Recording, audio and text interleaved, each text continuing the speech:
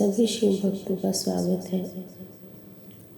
शिव सती विवाह से आगे नारद जी ने पूछा, हे पितामह ब्रह्मा जी, शिव जी के विवाह के पश्चात सभी पधारे देवी देवताओं और ऋषि मुनियों सहित श्री हरि और आपको विदा करने के पश्चात क्या हुआ? हे प्रभु, इससे आगे की कथा का वर्णन भी आप मुझसे करें। यह सुनकर ब्रह्मा जी ने मुस्कुराते हुए कहा, हे महर्षि नारद, सभी उपस्थित देवताओं को विवाहोपरांत भगवान शिव और देवी सती ने प्रसन्नतापूर्वक विदा कर दिया। तत्पश्चात देवी सती ने सभी शिवगणों को भी कुछ समय के लिए कैलाश पर्वत से जाने की आज्ञा प्रदान की। सभी शिवगणों ने महादेव जी को प्रणाम कर उनकी स्तुति की। तत्पश्चात उन्होंने भगवान शंकर से वहां से जाने की आज्ञा मांगी। आज्ञा देते हुए महादेव जी ने कहा, जाएं, लेकिन मेरे स्मरण करने पर आप सभी तुरंत मेरे समक्ष उपस्थित हो जाएं। तब नंदी समेत सभी गण वहां से भगवान शिव और देवी सती को अकेला छोड़कर कुछ समय के लिए कैलाश पर्वत से चले गए। अब कैलाश पर्वत पर भगवान शिव सती के साथ अकेले थे। देवी सती भगवान शिव को पति रूप में प्राप्त कर बहुत खुश थी। बहुत कठिन तप के उपरांत ही उन्हें भगवान शिव का सानिध्य मिल पाया था। यह सोचकर वह बहुत रोमांचित थी। उधर देवी सती के अनुपम सौंदर्य को देखकर शिवजी भी मोहित हो चुके थे। वे भी देवी सती के साथ पाकर अपने को धन्य समझ रहे थे। एकांत पाकर शिवजी अपनी पत्नी सती के साथ कैलाश पर्वत के शिखर पर रमण करने लगे। कैलाश पर्वत पर श्री शिव और दक्ष कन्या सती के विविध व्यवहारों का विस्तार से वर्णन करने के पश्चात ब्रह्मा जी ने कहा, नारद, एक दिन की बात है कि देवी सती भगवान शिव को प्रेम पूर्वक प्रणाम करके दोनों हाथ जोड़कर खड़ी हो गई। उन्हें चुपचाप खड़े देखकर भगवान शिव समझ गए कि देवी सती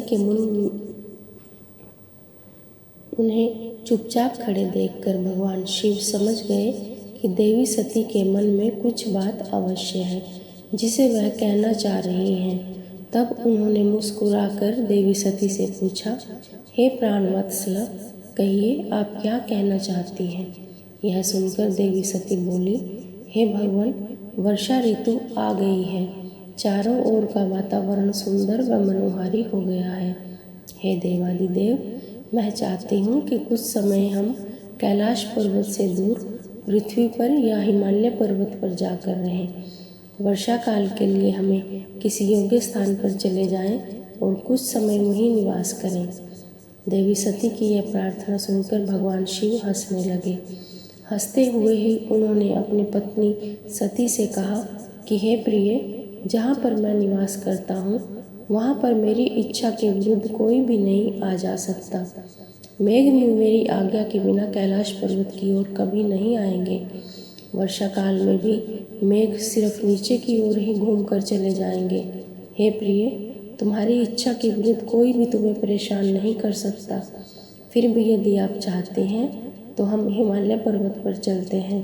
तत्पश्चात भगवान शिव अपनी पत्नी सती के साथ हिमालय पर चले गए। कुछ समय पश्चात वहाँ प्रसन्नतापूर्वक विहार करने के पश्चात वे पुनः अपने निवास पर लौट आए। शिव द्वारा ज्ञान और मोक्ष का वर्णन। ब्रह्मा जी बोले, हे महर्षि नारद, भगवान शिव और सती के हिमालय से वापस आने के पश्चात वे पुनः पहले की तरह कैलाश पर्वत पर अपना निवास करने लगे। एक दिन देवी सती ने भगवान शिव को भक्ति भाव से नमस्कार किया और कहने लगी, हे देवादिदेव महादेव, कल्याण सागर, आप सभी की रक्षा करते हैं। हे भगवान, मुझ पर भी अपनी कृपा दृष्टि कीजिए। प्रभु, आप परम पुरुष और सबके स्वामी हैं। आप रजोगुण, तमोगुण और सत्वगुण से दूर हैं। आपको पति रूप में पाकर मेरा जन्म सफल हो गया है। हे करुणा निधान, आपने मुझे हर प्रकार का सुख दिया है तथा मेरी हर इच्छा को पूरा किया है, परंतु अब मेरा मन तत्वों की खोज करता है। मैं उस परम तत्व का ज्ञान प्राप्त करना चाहती हूँ जो सभी को सुख प्रदान करने वाला है, जिसे पाकर जीव संसार के दुखों और मोह माया से मुक्त हो जाता है। और उसका उद्धार हो जाता है। हे प्रभु, मुझ पर कृपा कर आप मेरा ज्ञान वर्धन करें। ब्रह्मा जी बोले, हे मुने, इस प्रकार आदि शक्ति देवी सती ने जीवों के उद्धार के लिए भगवान शिव से प्रसन्न किया। उस प्रश्न को सुनकर महान योगी, सबके स्वामी भगवान शिव प्रसन्नतापूर्वक बोले, हे देवी, हे दक्षनंदिनी, मैं तुम्हें उस अमृतमयी कथा को सुनाता हूँ जिसे सुनकर मनुष्य संसार के बंधनों से मुक्त हो जाता है। यही वह परम तत्व विज्ञान है जिसके उदय होने से मेरा ब्रह्म स्वरूप है। ज्ञान प्राप्त करने पर उस विज्ञानी पुरुष की बुद्धि शुद्ध हो जाती है। उस विज्ञान की माता मेरी भक्ति है। यह भोग और मोक्ष रूप को प्रदान करती है। भक्ति और ज्ञान सदा सुख प्रदान करता है। भक्ति के बिना ज्ञान और ज्ञान के बिना भक्ति की प्राप्ति नहीं होती है। हे देवी, मैं सदा अपने भक्तों के अधीन हूँ। भक्ति दो प्रकार की होती है, सगुण और निर्गुण। शास्त्रों से प्रेरित और हृदय के सहज प्रेम से प्रेरित भक्ति श्रेष्ठ होती है, परंतु किसी वस्तु की कामना स्वरूप की गई भक्ति निम्न कोटि की होती है। हे प्रिय, मुनियों ने सगुणा और निर्गुणा नामक दोनों भक्तियों के 9 भेद बताए हैं। श्रवण, कीर्तन, स्मरण, सेवन, दास्य, अर्चन, वंदन, संख्या और आत्मसमर्पण ही भक्ति के अंग माने जाते हैं। जो एक स्थान पर स्थिरतापूर्वक बैठकर तन मन को एकाग्रचित करके मेरी कथा और कीर्तन को प्रतिदिन सुनता है, इसे श्रवण कहा जाता है। जो अपने हृदय में मेरे दिव्य जन्म कर्मों का चिंतन करता है और उसका अपनी वाणी से उच्चारण करता है, इसे भजन रूप में गाना ही कीर्तन कहा जाता है। मेरे स्वरूप को अपने आसपास हर वस्तु में तलाश कर मुझे सर्वत्र व्यापक मानना तथा मेरा चिंतन सदैव करना ही स्मरण करना है। सूर्य निकलने से लेकर रात्रि तक और हृदय और इंद्रियों से निरंतर मेरी सेवा करना ही सेवन कहा जाता है। स्वयं को प्रभु का किंकर समझकर अपने हृदयामृत के भोग से भगवान का स्मरण दास्य कहा जाता है और अपने धन और वैभव के अनुसार 16 उपचारों के द्वारा मनुष्यों द्वारा की गई मेरी पूजा अर्चन कहलाती है। मन, ध्यान और वाणी से मंत्रों का उच्चारण करते हुए इष्ट देव को नमस्कार करना वंदन कहा जाता है। ईश्वर द्वारा किए गए फैसले को अपना हित समझकर उसे सदैव मंगल ही मानना सख्य है। मनुष्य के पास जो भी वस्तु है वह भगवान की प्रसन्नता के लिए उनके चरणों में अर्पण कर उन्हें समर्पित कर देना ही आत्मसमर्पण कहलाता है। भक्ति के यह 9 अंग भोग और मोक्ष प्रदान करने वाले हैं। ये सभी ज्ञान के साधन मुझे प्रिय हैं। मेरी सांगोपांग भक्ति ज्ञान और वैराग्य को जन्म देती है। इससे सभी अभीष्ट फलों की प्राप्ति होती है। मुझे मेरे भक्त बहुत प्यारे हैं। तीनों लोकों और चारों युगों में भक्ति के समान दूसरा कोई भी सुखदायक मार्ग नहीं है। कलयुग में जब ज्ञान और वैराग्य का ह्रास हो जाएगा, तब भी भक्ति ही शुभ फल प्रदान करने वाली होगी। मैं सदा ही अपने भक्तों के वश में रहता हूँ। मैं अपने भक्तों की विपरीत परिस्थिति में सदैव सहायता करता हूँ और उसके सभी कष्टों को दूर करता हूँ। मैं अपने भक्तों का रक्षक हूँ। ब्रह्मा जी बोले, नारद, देवी सती को भक्त और भक्ति का महत्व सुनकर बहुत प्रसन्नता हुई। उन्होंने भगवान शिव को प्रणाम किया और पुनः शास्त्रों के बारे में पूछा। वे यह जानना चाहती थी कि सभी जीवों को उद्धार करने वाले और उन्हें सुख प्रदान करने वाला सभी साधनों का प्रतिपादक शास्त्र कौन सा है। वे ऐसे शास्त्र का महात्म्य सुनना चाहती थी। सती का प्रश्न सुनकर शिवजी ने प्रसन्नतापूर्वक सब शास्त्रों के विषय में देवी सती को बताया। महेश्वर ने 5 अंगों सहित तंत्र शास्त्र, यंत्र शास्त्र तथा सभी देवेश्वरों की महिमा का वर्णन किया। उन्होंने इतिहास की कथा भी सुनाई, पुत्र और स्त्री के धर्म की महिमा भी बताई। मनुष्य को सुख प्रदान करने वाले वैदिक शास्त्र तथा ज्योतिष शास्त्र का भी वर्णन किया। भगवान शिव ने भक्तों का महात्म्य और राजधर्म भी बताया। इस प्रकार भगवान शिव ने सती को उनके पूछे सभी प्रश्नों का उत्तर देते हुए सभी कथाएं सुनाई। शिव आज्ञा से सती द्वारा श्री राम की परीक्षा। नारद जी बोले, हे ब्रह्मा, हे महाप्राज्ञ, नारद जी बोले, हे ब्रह्मा, हे महाप्राज्ञ, हे दयानिधे, आपने मुझे भगवान शंकर तथा देवी सती के मंगलकारी चरित्र के बारे में बताया है। हे प्रभु, मैं महादेव जी का सपत्नीक यश वर्णन सुनना चाहता हूँ। कृपया अब आप मुझे यह बताइए कि तत्पश्चात शिवजी व सती ने क्या किया। उनके सभी चरित्रों का वर्णन मुझसे करें। ब्रह्मा जी ने कहा, मुने, एक बार की बात है कि सती जी को अपने पति का वियोग हुआ। यह वियोग भी उनकी लीला का ही एक रूप था, क्योंकि इसका परस्पर वियोग ही तो हो ही नहीं सकता। यह वाणी और अर्थ के समान है, यह शक्ति और शक्तिमान है तथा चित्र स्वरूप है। सती और शिव तो ईश्वर हैं, वे समय समय पर नई नई लीलाएं रचते हैं। सूत जी कहते हैं, महर्षियों, ब्रह्मा जी की बात सुनकर नारद जी ने ब्रह्मा जी से देवी सती और भगवान शिव के बारे में पूछा कि भगवान शिव ने अपनी पत्नी सती का त्याग क्यों किया। ऐसा किस लिए हुआ कि स्वयं वर देने के बाद भी उन्होंने देवी सती को छोड़ दिया। प्रजापति दक्ष ने अपने यज्ञ के आयोजन में भगवान शिव को निमंत्रण क्यों नहीं दिया और यज्ञ स्थल पर भगवान शंकर का अनादर क्यों हुआ। उस यज्ञ में सती ने अपने शरीर का त्याग क्यों किया तथा इसके पश्चात वहाँ पर क्या हुआ। हे प्रभु, कृपा कर मुझे इस विषय पर सविस्तार बताइए। ब्रह्मा जी बोले, हे महाप्रज्ञ नारद, मैं तुम्हारी उत्सुकता देखकर तुम्हारी सभी जिज्ञासाओं को शांत करने के लिए तुम्हें सारी बातें बताता हूँ। ये सभी भगवान शिव की ही लीला है। उनका स्वरूप स्वतंत्र और निर्विकार है। देवी सती भी उन्हीं के अनुरूप है। एक समय की बात है, भगवान शिव अपनी प्राणप्रिय पत्नी सती के साथ अपनी सवारी नंदी पर बैठकर पृथ्वी लोक का भ्रमण कर रहे थे। घूमते घूमते वे दंडकारण्य में आ गए। उस वन में उन्होंने भगवान श्री राम को उनके भ्राता लक्ष्मण के साथ जंगलों में भटकते हुए देखा। वे अपनी पत्नी सीता को खोज रहे थे, जिसे लंका का राजा रावण उठा कर ले गया था। वे जगह जगह भटकते हुए उनका नाम पुकार कर उन्हें ढूंढ रहे थे।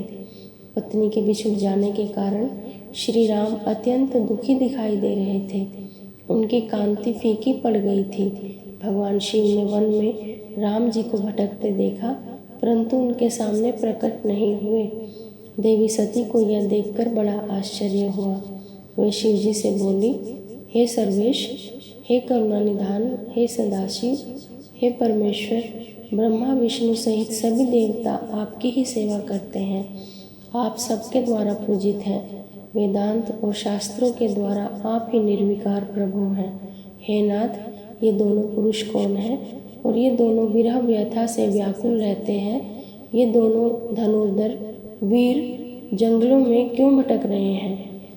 भगवान, इसमें ज्येष्ठ पुरुष की अंग कांति नीलकमल के समान है। आप उसे देखकर इतना आनंद विभोर क्यों हो रहे हैं। आपने प्रसन्नतापूर्वक उन्हें प्रणाम क्यों किया। स्वामी, कभी भक्त को प्रणाम नहीं करता। हे कल्याणकारी शिव, आप मेरे संशय को दूर कीजिए और मुझे इस विषय में बताइए। ब्रह्मा जी बोले, नारद, कल्याणमयी आदिशक्ति देवी सती ने जब भगवान शिव से इस प्रकार प्रश्न पूछने आरंभ किए तो देवों के देव महादेव भगवान हंसकर बोले, देवी, यह सभी तो पूर्व निर्धारित है। मैंने उन्हें दिए गए वरदान स्वरूप ही उन्हें नमस्कार किया था। ये दोनों भाई सभी वीरों द्वारा सम्मानित हैं। इनके शुभ नाम श्री राम और लक्ष्मण हैं। ये सूर्यवंशी राजा दशरथ के पुत्र हैं। इनमें गोरे रंग के छोटे भाई साक्षात शेष के अंश हैं तथा उनका नाम लक्ष्मण है। बड़े भाई श्री राम भगवान विष्णु का अवतार हैं। धरती पर इनका जन्म साधुओं की रक्षा और पृथ्वीवासियों के कल्याण के लिए ही हुआ है। भगवान शिव की ये बातें सुनकर देवी सती को विश्वास नहीं हुआ। ऐसा विभ्रम भगवान शिव की माया के कारण ही हुआ था।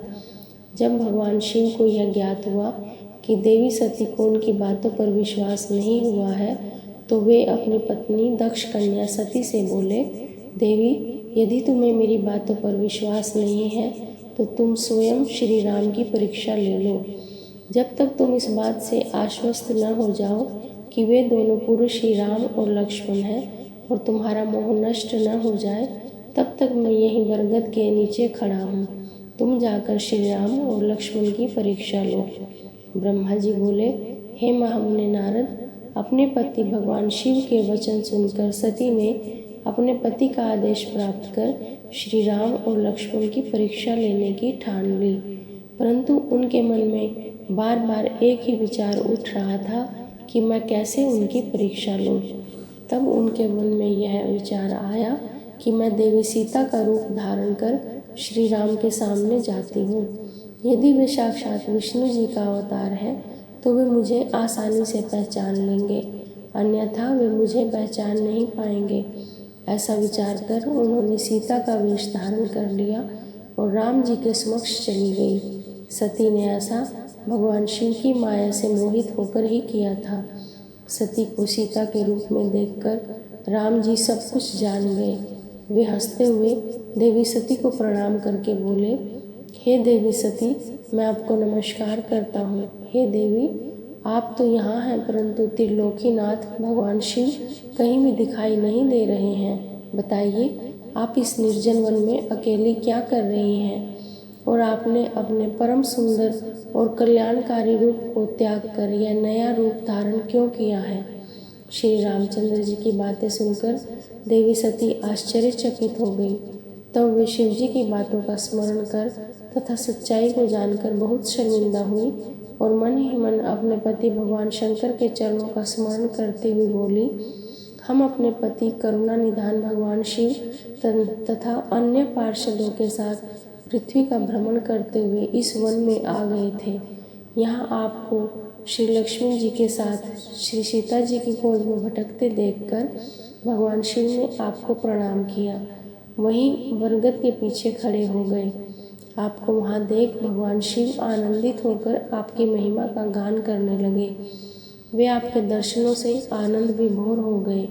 मेरे द्वारा इस विषय में पूछने पर जब उन्होंने मुझे बताया कि आप श्री विष्णु का अवतार हैं, तो मुझे इस पर विश्वास ही नहीं हुआ और मैं स्वयं आपकी परीक्षा लेने यहाँ आ गई। आपके द्वारा मुझे पहचान लेने से मेरा सारा भ्रम दूर हो गया है।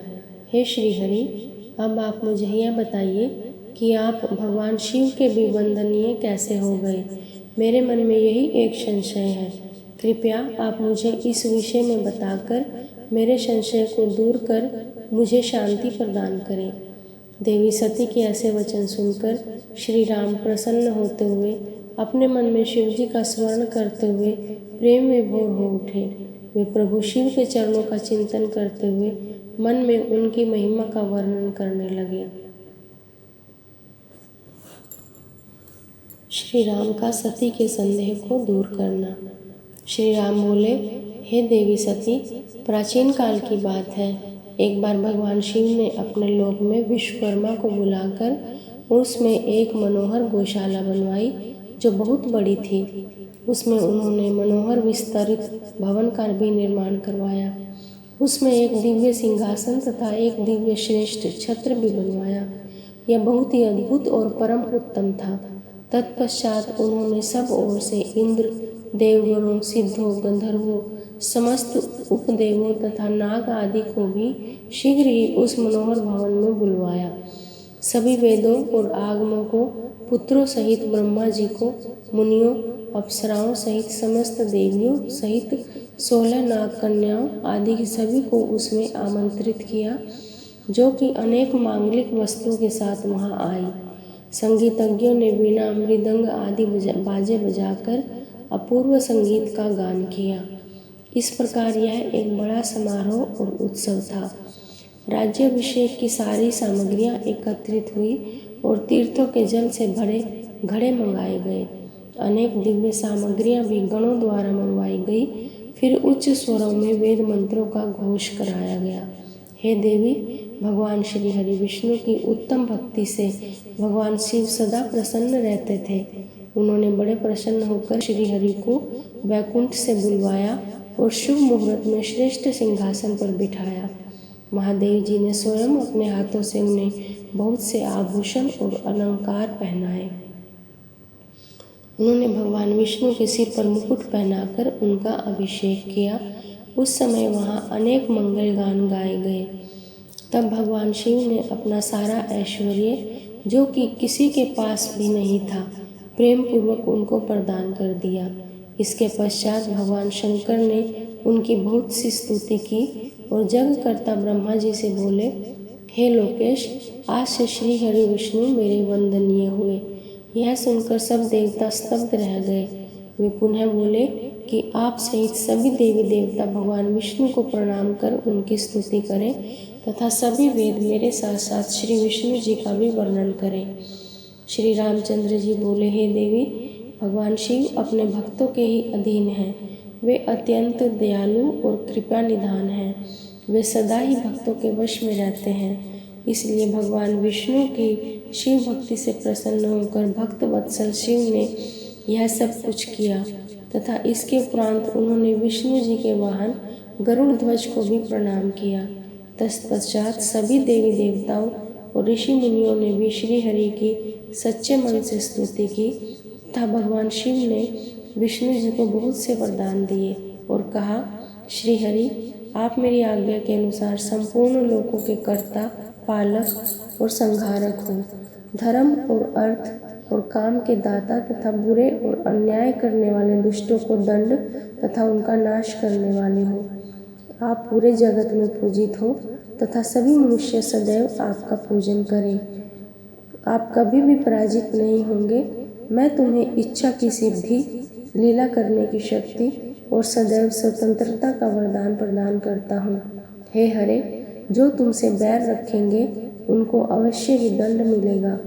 मैं तुम्हारे भक्तों को भी मोक्ष प्रदान करूँगा तथा उनके सभी कष्टों का भी निवारण करूँगा। तुम मेरी बाईं भुजा से और ब्रह्मा जी मेरी दाईं भुजा से प्रकट हुए हो। रुद्रदेव, जो साक्षात मेरा ही स्वरूप है, मेरे ही हृदय से प्रकट हुए हैं। हे विष्णु, आप सदा सबकी रक्षा करेंगे। मेरे धाम में तुम्हारा स्थान उज्जवल और वैभवशाली है। वह गोलोक नाम से जाना जाएगा। तुम्हारे द्वारा धारण किए गए सभी अवतार सबके रक्षक और मेरे परम भक्त होंगे। मैं उनका दर्शन करूंगा। श्री रामचंद्र जी कहते हैं, देवी, श्री हरि को अपना अखंड ऐश्वर्य सौंपकर भगवान शिव स्वयं कैलाश पर्वत पर रहते हुए अपने पार्षदों के साथ क्रीड़ा करते हैं। तभी भगवान लक्ष्मीपति विष्णु गोप वेश धारण करके आए और गोप गोपी तथा गोवों के स्वामी बनकर प्रसन्नतापूर्वक विचरने लगे तथा जगत की रक्षा करने लगे। वे अनेक प्रकार के अवतार ग्रहण करते हुए जगत का पालन करने लगे। वे ही भगवान शिव की आज्ञा से 4 भाइयों के रूप में प्रकट हुए। अब मैं इस समय विष्णु ही अवतार रूप में प्रकट होकर चारों भाइयों में सबसे बड़ा राम हूँ। दूसरे भरत हैं, तीसरे लक्ष्मण हैं और चौथे भाई शत्रुघ्न हैं। मैं अपनी माता के आदेशानुसार वनवास भोगने के लिए लक्ष्मण और सीता के साथ इस वन में आया था। किसी राक्षस ने मेरी पत्नी सीता का अपहरण कर लिया है और मैं यहाँ वहाँ भटकता हुआ अपनी पत्नी को ही ढूंढ रहा हूँ। सौभाग्यवश मुझे आपके दर्शन हो गए। अब निश्चय ही मुझे मेरे कार्य में सफलता मिलेगी। हे माता, आप मुझ पर कृपा दृष्टि करें और मुझे यह वरदान दें कि मैं उस पापी राक्षस को मारकर अपनी पत्नी सीता को उसके चंगुल से मुक्त कर सकूं। मेरा यह महान सौभाग्य है कि मुझे आपके दर्शन प्राप्त हुए। मैं धन्य हो गया। इस प्रकार देवी की अनेक प्रकार से स्तुति करके श्री राम जी ने उन्हें अनेकों बार प्रणाम किया। श्री राम की बातें सुनकर सती मन ही मन बहुत प्रसन्न हुई और भक्त वत्सल भगवान शिव की स्तुति एवं चिंतन करने लगी। अपनी भूल पर उन्हें लज्जा आ रही थी। वे उदास मन से शिव जी के पास चल दी। वे रास्ते में सोच रही थी कि मैंने अपने पति महादेव जी की बात न मानकर बहुत बुरा किया और श्री राम जी के प्रति बुरे विचार अपने मन में लाई। अब मैं भगवान शिव को क्या उत्तर दूंगी। उन्हें अपनी करनी पर बहुत पश्चाताप हो रहा था। वे शिव जी के समीप गई और चुपचाप खड़ी हो गई। सती को इस प्रकार चुपचाप और दुखी देखकर भगवान शंकर ने पूछा, देवी, आपने श्री राम की परीक्षा किस प्रकार ली? यह प्रश्न सुनकर देवी सती चुपचाप सिर झुकाकर खड़ी हो गई। उन्होंने शिव जी को कोई उत्तर नहीं दिया। वे असमंजस में थी कि क्या उत्तर दें, लेकिन महान योगी शिव ने अपने ध्यान से सारा विवरण जान लिया और उनका मन से त्याग कर दिया। भगवान शिव ने सोचा, अब यदि मैं सती को पहले जैसा ही स्नेह करूं तो मेरी प्रतिज्ञा भंग हो जाएगी। वेद धर्म के पालक शिव जी ने अपनी प्रतिज्ञा पूरी करते हुए सती का मन से त्याग कर दिया। फिर सती से कुछ न कहकर वे कैलाश की ओर बढ़े। मार्ग में सबको, विशेषकर सती को सुनाने के लिए आकाशवाणी हुई कि महाशिव योगी शिव, आप धन्य हैं। आपके समान तीनों लोक में कोई भी प्रतिज्ञा पालक नहीं है। इस आकाशवाणी को सुनते ही देवी सती शांत हो गई। उनकी कांति फीकी पड़ गई। तब उन्होंने भगवान शिव से पूछा, हे प्राणनाथ, आपने कौन सी प्रतिज्ञा की है? कृपया आप मुझे बताइए। परंतु भगवान शिव ने विवाह के समय भगवान विष्णु के समक्ष जो प्रतिज्ञा की थी उसे सती को नहीं बताया। तब देवी सती ने भगवान शिव का ध्यान करके उन सभी कारणों को जान लिया जिसके कारण भगवान ने उनका त्याग कर दिया था। त्याग देने की बात जानकर देवी सती अत्यंत दुखी हो गई। दुख बढ़ने के कारण उनकी आंखों में आंसू आ गए और वह सिसकने लगी। उनके मनोभावों को समझकर और देवी सती की ऐसी हालत देखकर भगवान शिव ने अपनी प्रतिज्ञा की बात उनके सामने नहीं कही। तब सती का मन बहलाने के लिए शिव जी उन्हें अनेकानेक कथाएं सुनाते हुए कैलाश की ओर चल दिए। कैलाश पर पहुंचकर शिव जी अपने स्थान पर बैठकर समाधि लगाकर ध्यान करने लगे। सती ने दुखी मन से अपने धाम में रहना शुरू कर दिया। भगवान शिव को समाधि में बैठे हुए बहुत समय बीत गया। तत्पश्चात शिव जी ने अपनी समाधि तोड़ी। जब देवी सती को पता चला तो वे तुरंत शिव जी के पास दौड़ी चली आई। वहां आकर उन्होंने शिव जी के चरणों में प्रणाम किया। भगवान शिव ने उन्हें अपने सम्मुख आसन दिया और उन्हें प्रेम पूर्वक बहुत सी कथाएं सुनाई। इससे देवी सती का शोक दूर हो गया, परंतु शिव जी ने अपनी प्रतिज्ञा नहीं तोड़ी। हे नारद, ऋषि मुनि आदि सभी शिव और सती की इन कथाओं को उनकी लीला का ही रूप मानते हैं, क्योंकि वे तो साक्षात परमेश्वर हैं, एक दूसरे के पूरक हैं। भला उनमें वियोग कैसे संभव हो सकता है? सती और शिव वाणी और अर्थ की भांति एक दूसरे से मिले हुए हैं। उनमें वियोग होना असंभव है। उनकी इच्छाओं और लीलाओं से ही उनमें वियोग हो सकता है। आज की शिव पुराण कथा में इतना। शेष कथा अगले भाग में। ओम नमः शिवाय।